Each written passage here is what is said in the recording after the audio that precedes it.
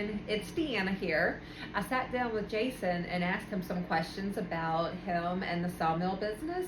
So watch the video and find out some interesting facts about how he started and how long he's been in. Also, you'll find out some ways that Nichols Lumber Company helps with products for the whole United States. See you at the end. How long have you been in the sawmill business? I've been in the sawmill business since 1994. So I guess that would be 30 years. I was 20 years old when I first started. How did you get started in the sawmill business? Well, that might take a little while. Out of necessity, I guess, would be the original answer. But before, or leading up to the necessity and a background of how it all came about,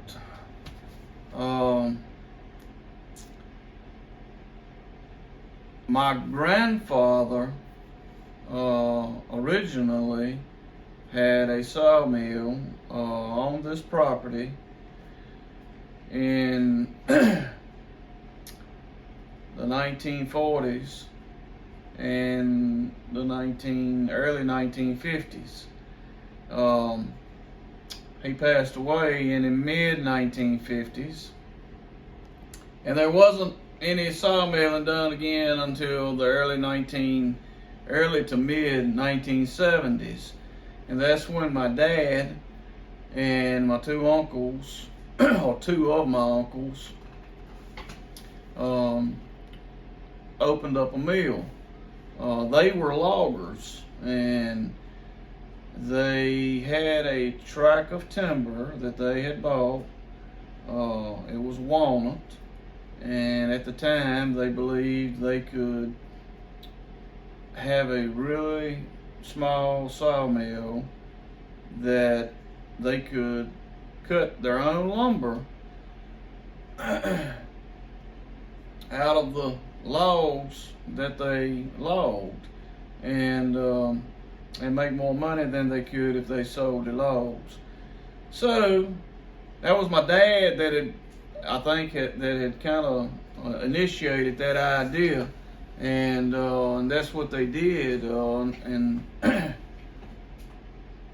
until like 81 or 82 or 83, and my dad didn't really care for it too much anymore. He wanted to go back to strictly logging, so he got out of the business. And anyway, my two uncles carried it on. They would log like a week, and then they would saw, like a week.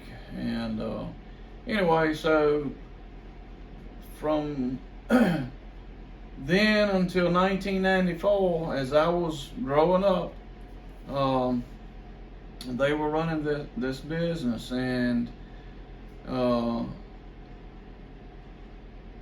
one of those uncles was going to retire in 1994. I did not know it, and I had had some bad luck at the time. I had hurt my leg playing backyard football, of all things, and I'd hurt it pretty bad and couldn't work for a couple of months, and I actually lost my job. And I had a brand new pickup with a pickup payment, and my dad, as my leg was getting well, told me, he said, "Look, Jason," he said, your uncle Charlie, he's wanting to retire. Would you be interested in buying his half of the sawmill? And so that's how it all began. So that was kind of a long story, but that is what happened. And so I bought his half, and so I logged, and Sawmill for about 3 years with my uncle. I actually logged with my dad and did the sawmilling with my uncle, and I would bring my share of logs to the mill as my uncle would also. And that went on until 1990, the end of 1996. And my other uncle, the one I was in business with, Sam, he was going to retire. So I talked my brother into going into partnership with me at that time. And so technically it's been since 1997 that both of us have been doing this. And then in 2001, I married Deanna, and she got to jump on board, I guess you might say. I don't think she really understood everything about it until about 5 years ago when she actually came to work for us. And anyway, so I guess that's the answer to that question. What made you realize you wanted to be in the sawmill business? It was out of necessity, my dad was worried about me making a pickup payment at the time, and I didn't have a job because I'd hurt my leg, and this was how I was going to pay my bills, and because actually I was still living at home at the time with my mom and dad, and because like I say, I was only 20 and at that time in 1994. So yes, out of necessity. How has sawmilling changed for you in the past 30 years? The basics of sawmilling are still the same, but for me, it has changed in a lot of ways. We have our mill itself has changed a lot. When I first started, we had a very, very basic circle mill, and no chipper, no debarker, no saw cab, no log deck, nothing like that. No green chain, no tractor and trailers, no wheel loaders that turned in the middle.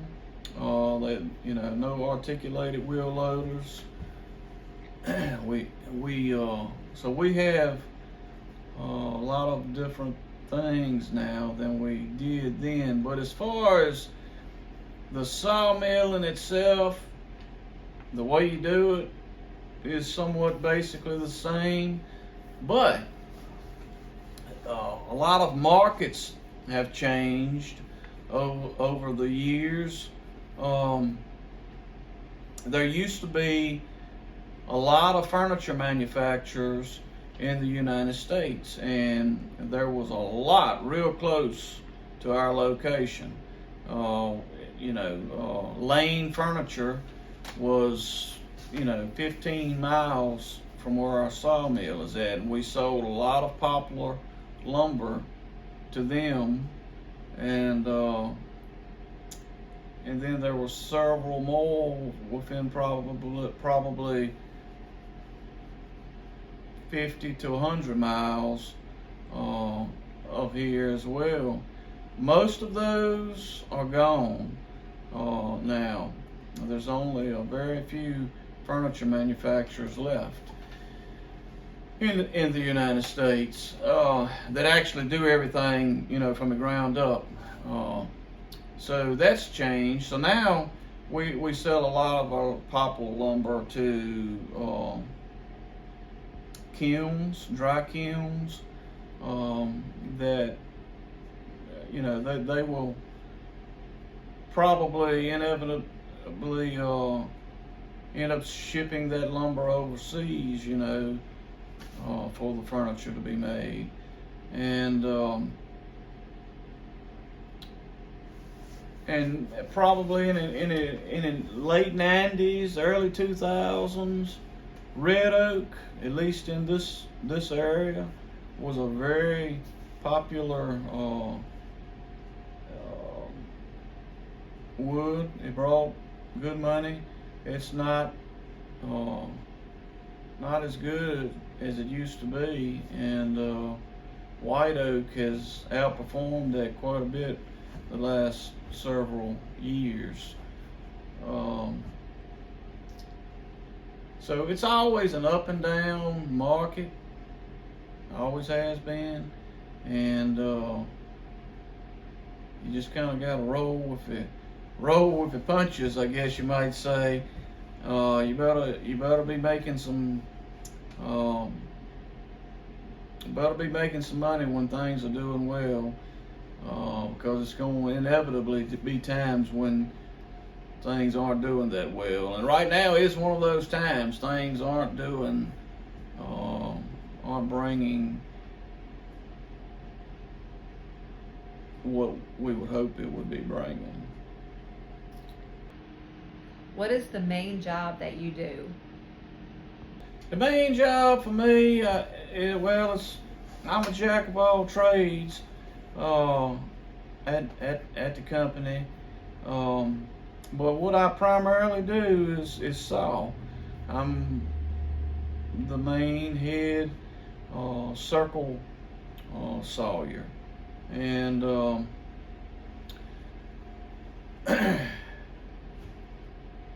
and that's probably of my own choosing through the years.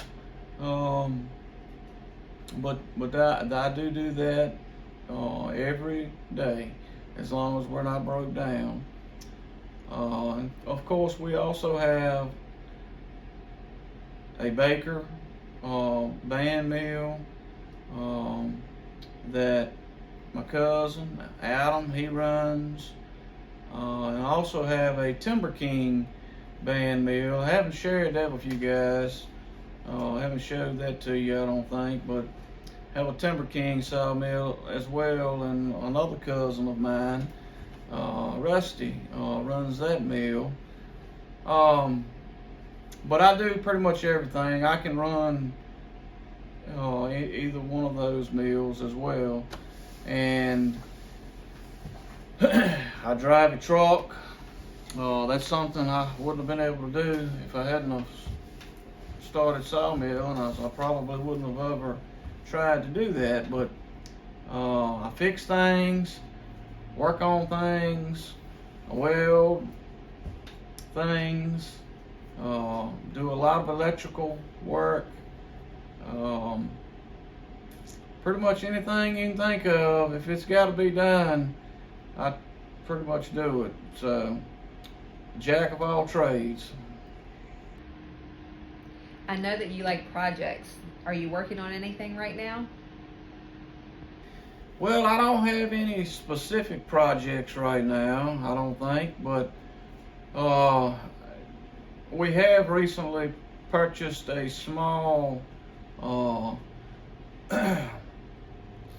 grinder to be able to regrind our bark, and that's a learning curve, trying to figure out the right way to use the machine to get the most we can, the most and the best quality product we can get from it.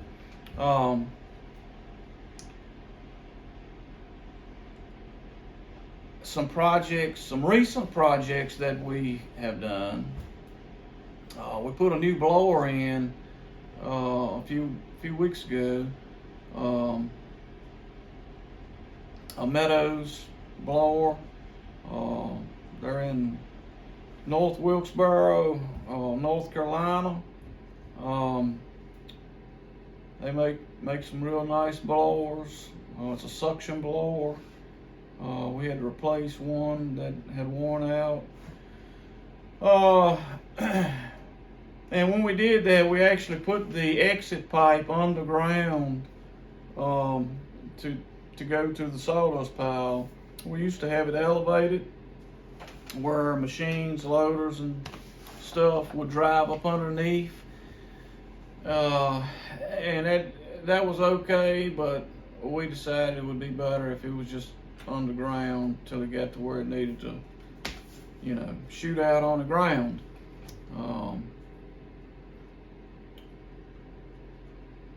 I guess that's all the projects right now. I've got a lot of things spinning around in my head, but you got to have enough time and you got to have enough money to be able to make all those projects happen. What is your favorite part of owning a sawmill? Favorite part of owning a sawmill? Well,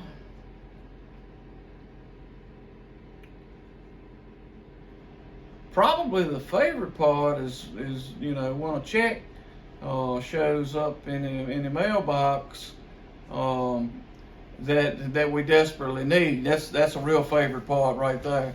But I guess in all reality, for me, it's the independence. I'm working for myself, and I'm outside. I can be outside. I know I saw, but it's still almost like being outside, and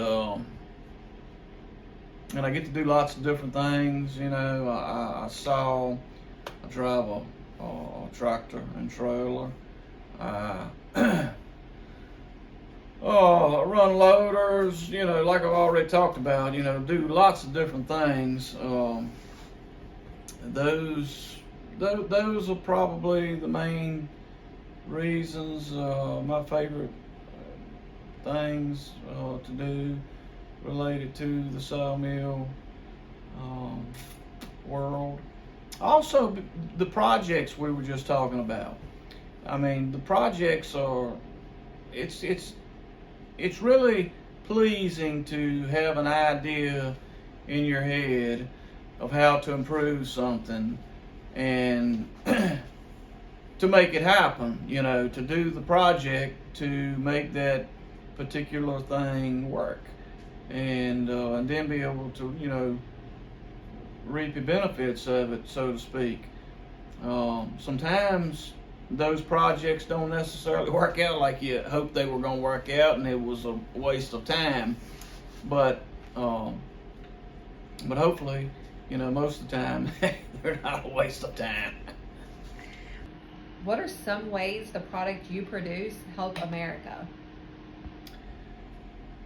Well, it's a lot of different things there.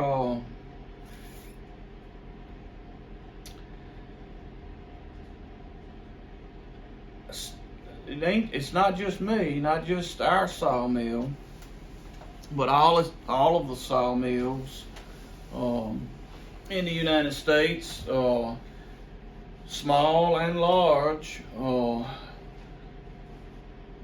help the U.S. economy and help move the economy forward, so to speak. But some of the products we make that directly help America, one would be, for us, would be cross ties or railroad ties. Railroad ties are approximately, I think it's like 18 to 24 inches in between each cross tie. And if you don't know what a cross tie is, if you happen to be watching this and you don't know what that is, or what exactly a railroad tie is, they're setting crossways under the two tracks that the train runs on. Well, if you can imagine, a cross tie every couple of feet over, say, a span of 3,000 miles back and forth across the country. And then all of the ups and downs and everything in the whole United States takes a lot of railroad ties. So that's one product that we make that definitely helps America. Another product that we make that definitely helps America is hardwood lumber, oak specifically lumber. We sell a lot of that to a lot of flooring manufacturers, and they produce flooring that goes in your houses. Hardwood flooring that goes in your houses, and maybe in your office, maybe in your house. So that's another way. We produce pine pallet material for all of the different pallets that everything gets shipped on, and all your little products end up on a pallet before they are put on a truck or a train and shipped somewhere. A lot of those pallets are made out of wood, and so we produce a lot of that for pallet manufacturers. We also produce some decking type material out of pine for decks, basically, outside pressure treated type lumber. So those are some ways there of some of the products that we make. And we also sell quite a bit to the public as well for projects that they have, whether it be barn siding or live edge pieces for making, beautiful tables and all kinds of furniture making projects as well. Mulch. We make mulch, helps the U.S. out, because it beautifies things. And then it's a trickle down effect as well, so to speak.